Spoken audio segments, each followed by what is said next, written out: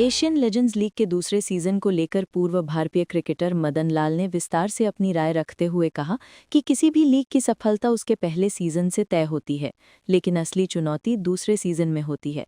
उन्होंने कहा कि जब पहला सीजन सफल रहता है तो दर्शकों, आयोजकों और खिलाड़ियों की उम्मीदें अगले सीजन से और अधिक बढ़ जाती हैं। इसलिए ये बेहद ज़रूरी है कि दूसरा सीजन पहले से ज़्यादा बेहतर और रोमांचक हो, ताकि ये लीग आगे भी निरंतर जारी रहे और अपनी पहचान मजबूत कर सके। मदन लाल ने कहा कि इस बार लीग में इम्पैक्ट प्लेयर्स शामिल किए गए हैं, जिससे खेल का स्तर और तीव्रता पहले से अधिक बढ़ेगी। उनकी राय में इम्पैक्ट प्लेयर का नियम किसी भी टीम को संतुलन प्रदान करता है और मैचों को अधिक प्रतिस्पर्धी बनाता है। इससे मैदान पर ऊर्जा, रणनीति और खेल की गुणवत्ता में बढ़ोतरी होती है। उन्होंने कहा, अगर आप इम्पैक्ट प्लेयर्स को शामिल करते हैं तो ये अच्छा है, क्योंकि इससे खेल और संतुलित होता है और टीमों को अधिक विकल्प मिलते हैं। मदन लाल ने ये भी उल्लेख किया कि इस सीजन में गल्फ टीम भी शामिल हुई है, जिससे लीग की विविधता और प्रतिस्पर्धा में और इजाफा होगा। इससे टूर्नामेंट न सिर्फ एशिया के खिलाड़ियों बल्कि अंतर्राष्ट्रीय स्तर पर भी अधिक ध्यान आकर्षित करेगा। अंत में उन्होंने उम्मीद जताई कि दूसरा सीजन दर्शकों की उम्मीदों पर खरा उतरेगा, खेल का स्तर और भव्यता पहले से बेहतर होगी और ये लीग भविष्य में एक मजबूत पहचान बनाकर लगातार आगे बढ़ती रहेगी। भाजपा सांसद रविशंकर प्रसाद ने संसद में विपक्ष पर तीखा हमला बोलते हुए एसआईआर मुद्दे को लेकर उनकी आलोचना की। उन्होंने कहा कि विपक्ष, विशेष रूप से कांग्रेस, इस मुद्दे को अनावश्यक रूप से उछालकर संसद का समय बर्बाद कर रही है। रविशंकर प्रसाद ने कहा कि पिछले सत्र में भी एसआईआर का मुद्दा उठाया गया था। बिहार में इतनी बड़ी हार हुई, लेकिन एक भी व्यक्ति ने शिकायत नहीं की कि उसके वोट काटे गए हैं। कांग्रेस, कुछ तो शर्म करो, इतनी बड़ी हार के बाद भी यहाँ खड़े होकर ऐसे आरोप लगा रहे हो। उन्होंने आरोप लगाया कि एसआईआर पर विवाद खड़ा करने के पीछे असली कारण पश्चिम बंगाल में घुसपैठियों को बचाने का प्रयास है। प्रसाद ने कहा कि ये कहानी इसलिए उठाई जा रही है क्योंकि पश्चिम बंगाल में घुसपैठियों को बचाने की कोशिश चल रही है, ताकि वही लोग उन्हें वोट दें और उनकी सरकार बनी रहे। यही बड़े सवाल हैं। भाजपा सांसद ने विपक्ष पर संसद की कार्यवाही में बाधा डालने का भी आरोप लगाया और कहा कि विपक्ष जनता के मुद्दों पर चर्चा के बजाय अफवाहों और मनगढ़ंत आरोपों में समय बर्बाद कर रहा है।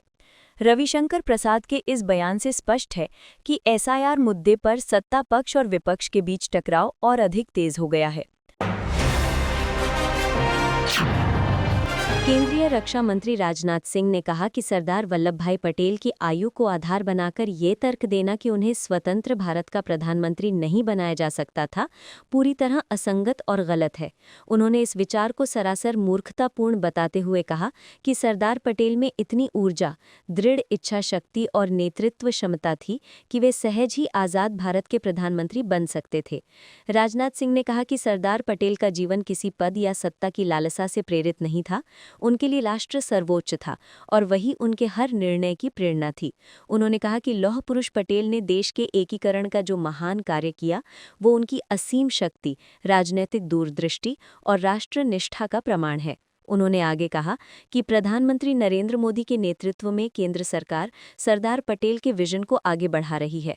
एक भारत श्रेष्ठ भारत की अवधारणा को नीतियों और कार्यक्रमों के माध्यम से जमीन पर उतारा गया है। उन्होंने कहा कि आज देश वर्ष 2047 तक विकसित भारत के निर्माण की दिशा में तेजी से आगे बढ़ रहा है और ये सरदार पटेल के सपनों को साकार करने की दिशा में एक मजबूत कदम है।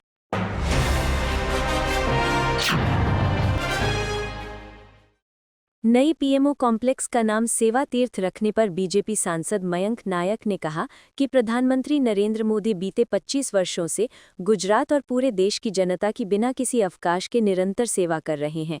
उन्होंने कहा कि प्रधानमंत्री बनने के बाद मोदी ने स्वयं को देश के सामने प्रधान सेवक के रूप में प्रस्तुत किया था और आज भी वे उसी भावना के साथ जनता की सेवा में लगे हुए हैं। मयंक नायक ने कहा कि प्रधानमंत्री ने पिछले 25 वर्षों में जनता की सेवा से एक दिन की भी छुट्टी नहीं ली है। प्रधानमंत्री पद की शपथ लेने के बाद भी उन्होंने खुद को प्रधान सेवक कहा और लगातार देश हित में कार्य करते रहे हैं।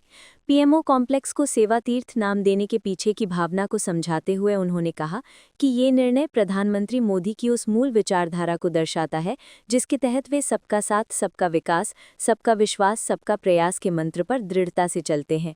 बीजेपी सांसद ने कहा कि ये नाम केवल एक पहचान नहीं, बल्कि देश के प्रति प्रधानमंत्री की प्रतिबद्धता, त्याग भावना और सेवा का प्रतीक है। उन्होंने ये भी कहा कि नया पीएमओ कॉम्प्लेक्स सेवा और समर्पण का केंद्र बनेगा, जहां से भारत को विकसित राष्ट्र बनाने की दिशा में कई महत्वपूर्ण निर्णय लिए जाएंगे। केंद्रीय संसदीय कार्य मंत्री किरेन रिजिजू ने शीतकालीन सत्र को सुचारू रूप से चलाने के संदेश के साथ सर्वदलीय बैठक में लिए गए प्रमुख निर्णयों की जानकारी साझा की। उन्होंने बताया कि बैठक में सर्वसम्मति से महत्वपूर्ण मुद्दों पर विस्तृत चर्चा करने का फैसला किया गया है। रिजिजू ने कहा, आज सर्वदलीय नेताओं की बैठक हुई और इस बात पर सहमति बनी कि 8 दिसंबर को लोकसभा में वंदे मातरम के 150 वर्ष पूरे होने पर विशेष चर्चा होगी। 9 दिसंबर को चुनाव सुधारों पर चर्चा निर्धारित की गई है, जिसके लिए 10 घंटे का समय तय हुआ है। उन्होंने यह भी स्पष्ट किया कि संसद में अनावश्यक गतिरोध नहीं होना चाहिए। उन्होंने कहा, बिना मतलब गतिरोध नहीं होना चाहिए। हमने पहले दिन से कहा है कि सरकार किसी भी विषय पर चर्चा के लिए तैयार है। हम चाहते हैं कि सत्र में रचनात्मक बहस हो और सभी दल अपनी भागीदारी सुनिश्चित करें। केंद्रीय मंत्री ने शीतकालीन सत्र से सकारात्मक उम्मीद जताते हुए कहा कि सभी दल चर्चा में हिस्सा लें और महत्वपूर्ण मुद्दों पर लोकतांत्रिक ढंग से विमर्श को आगे बढ़ाएं। आपको यह वीडियो पसंद आया हो तो इसे लाइक करें, हमारे चैनल को सब्सक्राइब करें।